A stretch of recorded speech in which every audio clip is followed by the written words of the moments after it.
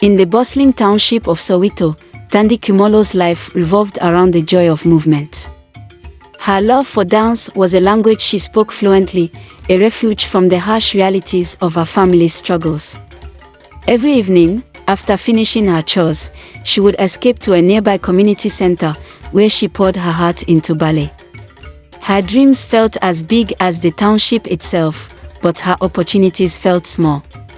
That is, until one day, a letter arrived announcing her acceptance into a prestigious dance school in Johannesburg on a full scholarship. The news brought mixed emotions. Her mother beamed with pride, while her father, a factory worker, worried about the world beyond Soweto. He feared that Johannesburg's wealth and privilege might change Thandi. But Thandi couldn't contain her excitement. She was determined to prove herself worthy, not just as a dancer, but as a daughter of Soweto. Johannesburg greeted Thandi with wide streets, towering buildings, and an air of wealth and sophistication that felt worlds away from her home.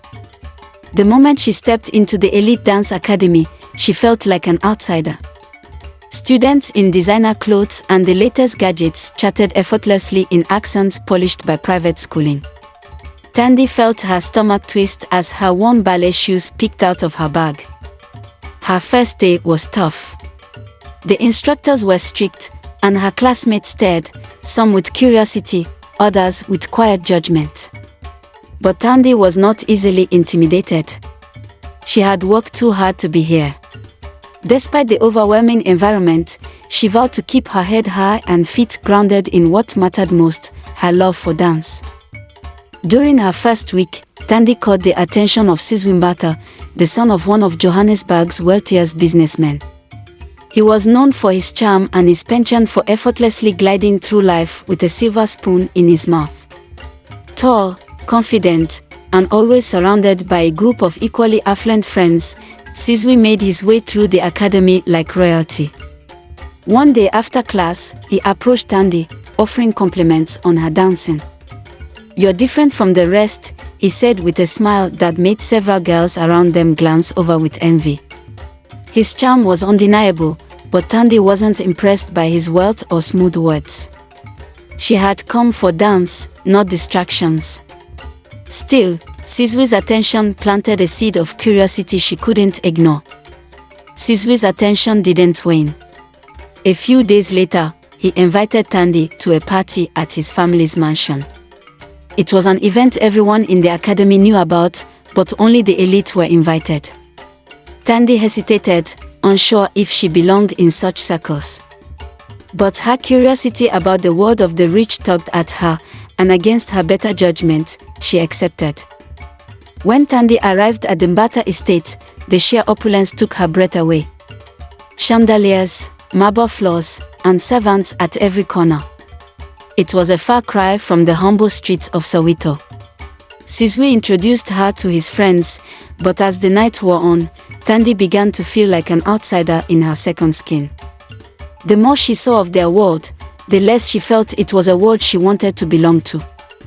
As the weeks passed, Thandi found herself more often in Sizwe's company. He introduced her to new experiences, expensive restaurants, exclusive events, and the life of Johannesburg's elite. For a moment, she was swept up in it all, the allure of luxury, the ease with which Sizwe moved through life. But there was a cost.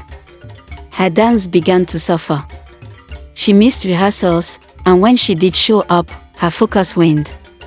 Her instructors noticed the change, as did her classmates. Her love for dance, the very thing that had brought her to this place, seemed to be slipping through her fingers. Thandi began to question what she truly wanted, the life of wealth and privilege that Sizwe offered, or the dance floor where her heart found its rhythm. One afternoon, Thandi's dance instructor, Madame Lebo, called her into her office. The older woman had a reputation for being strict, but fair. "Thandi, your talent is undeniable," she began, her voice firm but caring. "But you're losing your focus. Dance requires dedication, a heart and soul. If you're distracted, you won't survive here." The words hit Thandi like a slap in the face. She had come to Johannesburg with big dreams, yet here she was, losing sight of them.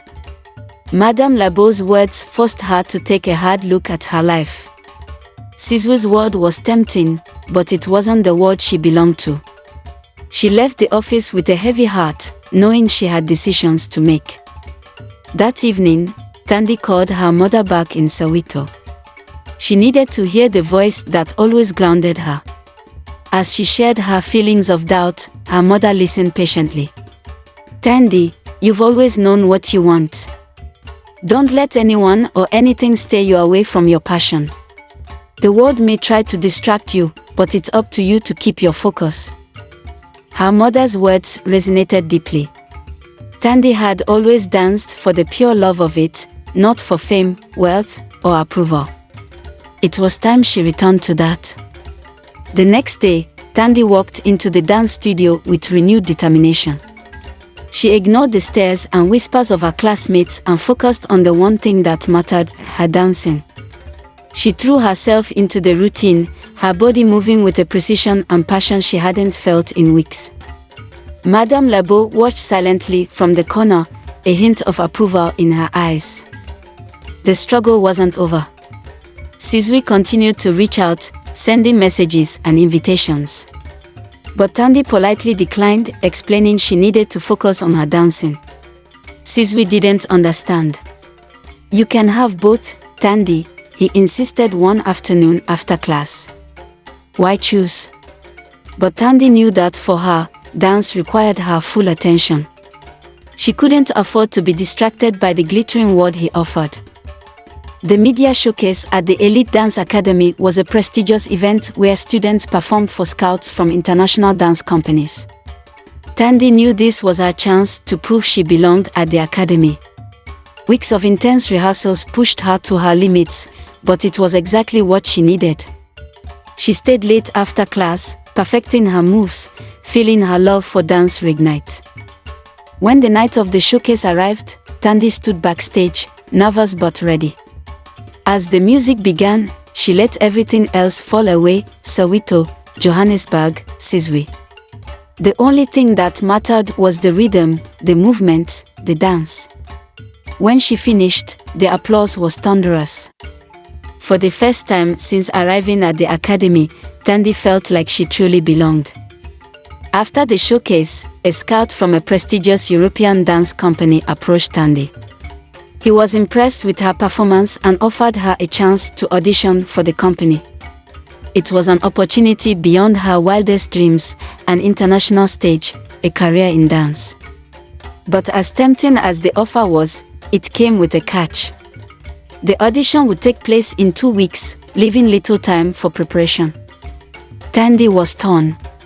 She had just begun to find her footing again at the academy, and the pressure of an international audition felt overwhelming. Yet, the thought of turning it down was unthinkable. She decided to take the offer, but deep down, she wondered if she was truly ready. Thank you for watching. If you enjoyed the story and wish to see a part 2, comment part 2 in the comments. Subscribe to the channel and turn on the notification bell so that you will be the first to be notified when the next episode drops.